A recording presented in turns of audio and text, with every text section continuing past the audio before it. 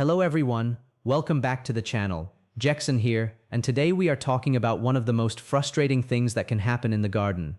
You did the hard part. You planted your tomatoes, watered them, fed them, tied them up, protected them, and waited for weeks. The plants look big, the fruits look full-sized, and everything seems like it should be working. But the tomatoes are still sitting there green, hard, and stubborn, like they forgot what they are supposed to do. And if that is happening in your garden right now, do not panic, because this problem is extremely common, and the good news is that most of the time there is a reason behind it, and there is also a fix. In this video, I am going to explain exactly why your tomatoes are not ripening, what mistakes slow the process down, and what you can do starting today to push your plants back in the right direction. And make sure you stay with me until the end, because I am going to give you a simple tomato ripening rescue plan that will help you decide what to fix first, what to ignore, and how to get results faster without wasting time. Now here is the first thing you need to understand. A tomato plant does not ripen fruit just because the fruit is there. Ripening is the final stage of a long chain of events. The plant has to be healthy enough, balanced enough, and comfortable enough to finish the job. If the plant is stressed, overloaded, hungry, confused by the weather, or stuck in survival mode, ripening slows down. So if your tomatoes are not changing color, that is usually your plant telling you that something in its environment is off. Let's start with the biggest reason of all. The number one reason your tomatoes are not ripening is temperature stress. Tomatoes love warmth, but there is a difference between warm and stressful. A lot of gardeners think that the hotter it gets, the faster tomatoes should ripen. That sounds logical, but in real life it often works the opposite way. When daytime heat gets too intense, especially during heat waves, the plant starts protecting itself instead of focusing on finishing fruit. It slows down, it holds back, it waits for conditions to become safer. Tomato ripening depends on natural plant processes and pigments that develop best within a comfortable range. When nights stay too hot and days are blazing, the plant struggles. When temperatures swing too hard, the plant struggles. When the sun is brutal and the roots are cooking in dry soil, the plant struggles. And when a tomato plant struggles, fruit sits there green much longer than you expected. This is why some gardeners see something strange every year. Their tomatoes grow fast in early summer, set lots of fruit, and then suddenly stop progressing right when the weather becomes extreme. The tomatoes are full size, but they just hang there. That is not always a disease. A lot of the time it is heat stress. So what do? First, cool the root zone. Mulch is one of the simplest fixes in the garden, and it matters more than people think. A thick layer of straw, shredded leaves, or other natural mulch helps keep the soil temperature more stable. It also protects moisture, which means the roots are less likely to go through daily stress. Second, water deeply and consistently instead of giving shallow random drinks. I will talk more about watering later, but just know that dry roots plus high heat equals delayed ripening. Third, if you live in a very hot climate, stop assuming your tomato plant wants to bake in all-day punishment. Morning sun is great, good light is great, but in extremely hot regions, a little afternoon protection can make a huge difference. You do not have to turn your garden into darkness. Even light shade during the harshest hours can reduce stress enough to help the plant recover and start moving fruit along. And here is something else many gardeners overlook. Hot days are one problem, but hot nights are another. Tomatoes need nighttime relief. If nights stay too warm, ripening often stalls. You cannot control the weather, but you can reduce all the other forms of stress around the plant so it has a better chance of pushing through. Think of it this way. If the weather is already making life hard for the plant, do not make the rest of the job harder too. Now on the other side of this, some gardeners have the opposite problem. Their season is not hot enough, or they planted too late, or they picked a slow variety in a short growing season. In that case, the fruit may also take forever to ripen, because the plant simply is not getting enough steady warmth over time. So whether your weather is too hot or not warm enough long enough, the result can look the same: green tomatoes that seem frozen in place. That leads directly into the second big reason. Reason number 2 is that your plant is carrying more fruit than it can comfortably finish. This one catches a lot of people by surprise because heavy fruit set looks like success, and in one way it is. It means your plant did a great job making tomatoes, but every tomato on that plant costs energy. The leaves need to power it, the roots need to support it, the stems need to hold it, and the plant can only divide its resources so many ways.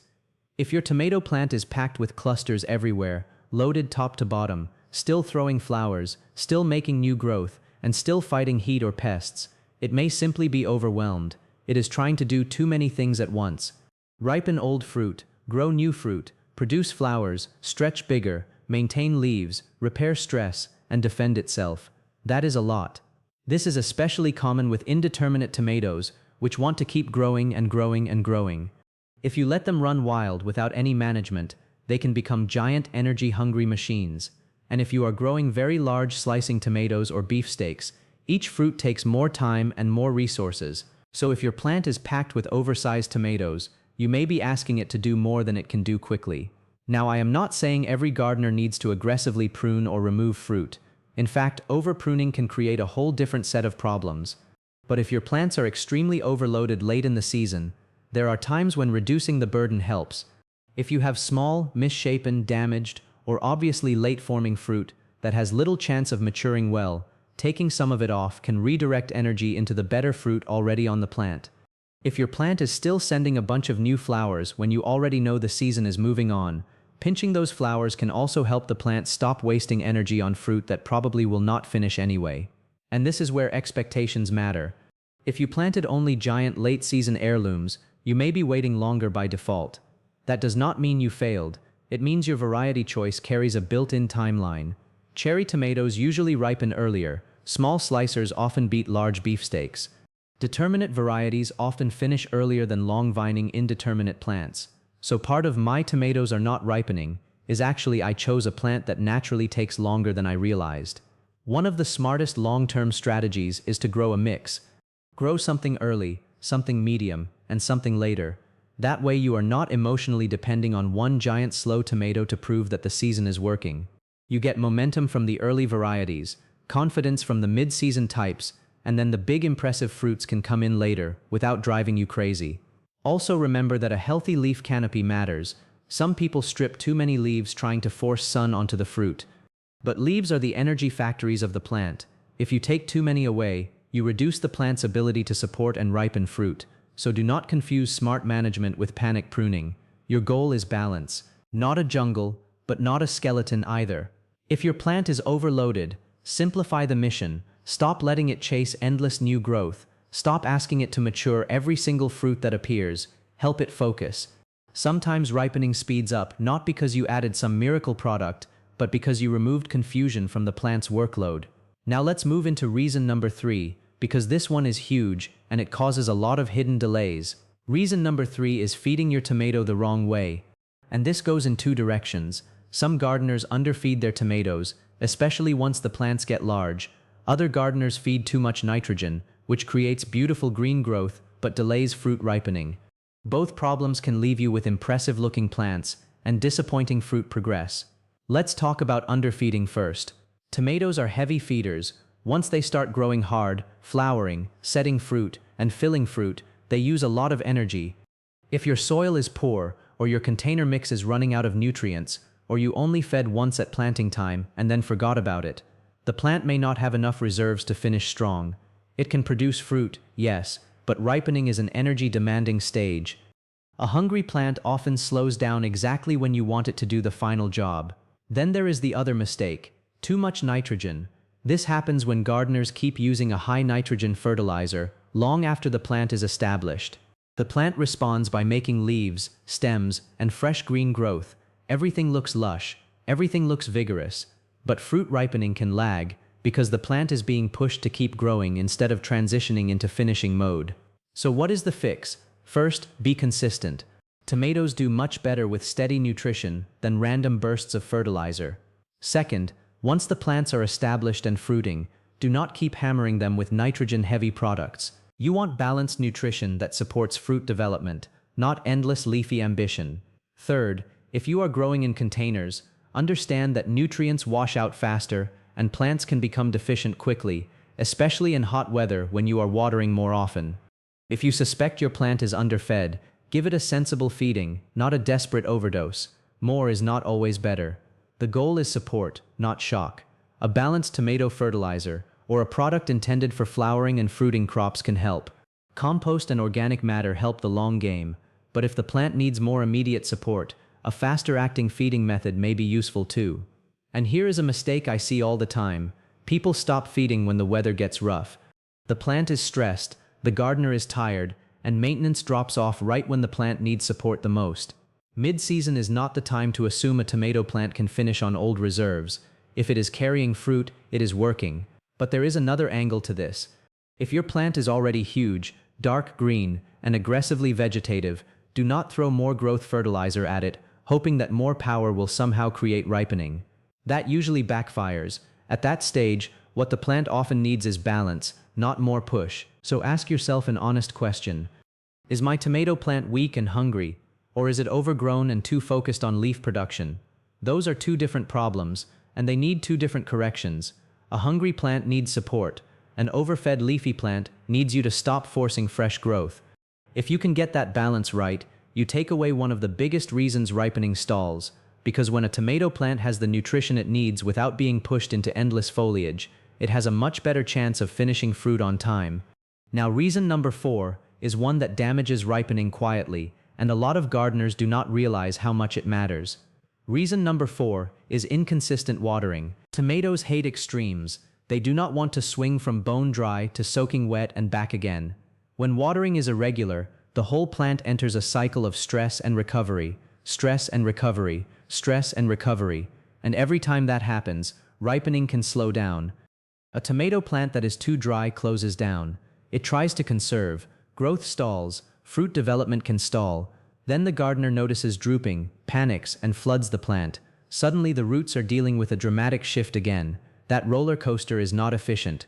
It is exhausting for the plant, and exhausted plants do not ripen fruit well.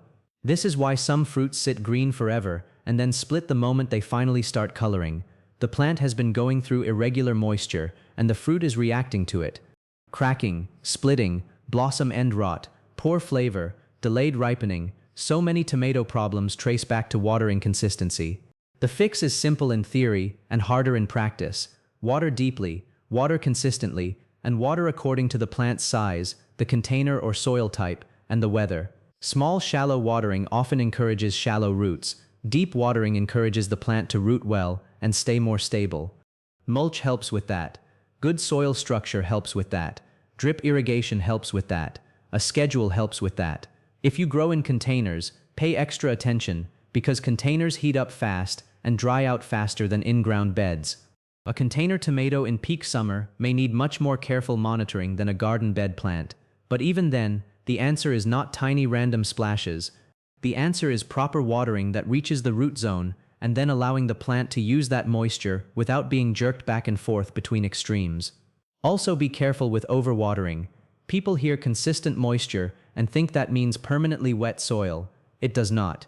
Roots need oxygen too. Waterlogged roots can be just as stressful as dry roots. The key word is evenness, not dry and not swampy, stable. When the plant's water supply becomes predictable, the plant becomes calmer, and when the plant becomes calmer, ripening improves. This is why some of the best tomato growers seem almost boring when they talk about success.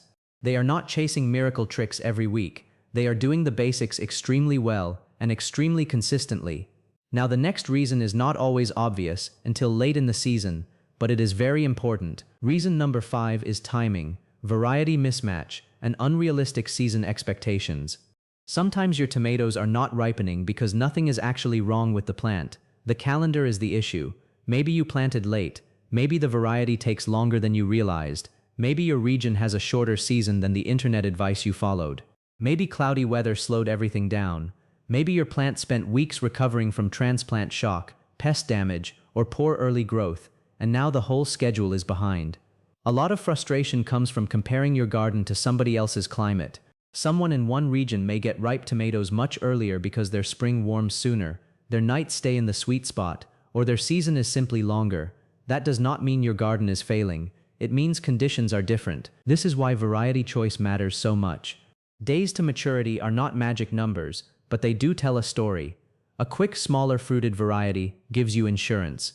A giant late-season tomato gives you patience training. If your area has a short season, you need varieties that can realistically finish in your window. If you plant the slowest possible types and expect instant ripening, you are setting yourself up for disappointment. This also matters when the plant went in the ground too late. If you lost time in spring, or bought starts late, or waited for weather that never settled, your tomatoes may simply be on a delayed schedule. In that case, do not keep treating the plant like it has a ripening defect when what it really has is a timeline issue. Your job then is to maximize warmth, reduce stress, and help the fruit that already exists finish as efficiently as possible. And I want to say something encouraging here. Slow does not always mean lost. A tomato plant can look behind and still recover enough to give you a good harvest if you stop making it fight unnecessary battles. Stabilize water, feed correctly, reduce stress, be realistic about fruit load, and let the plant move through its process. Now let's talk about one of the most practical ways to help the situation once fruit starts changing color. Reason number 6 is that many gardeners leave tomatoes on the plant longer than necessary. There is this idea that every tomato must fully color up on the vine, or it is somehow not real, not complete, not flavorful enough. But in many cases, waiting too long on the vine puts more strain on the plant and more risk on the fruit.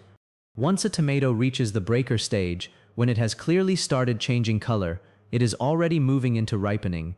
And once it reaches a more advanced breaker stage, many fruits can finish ripening beautifully off the vine.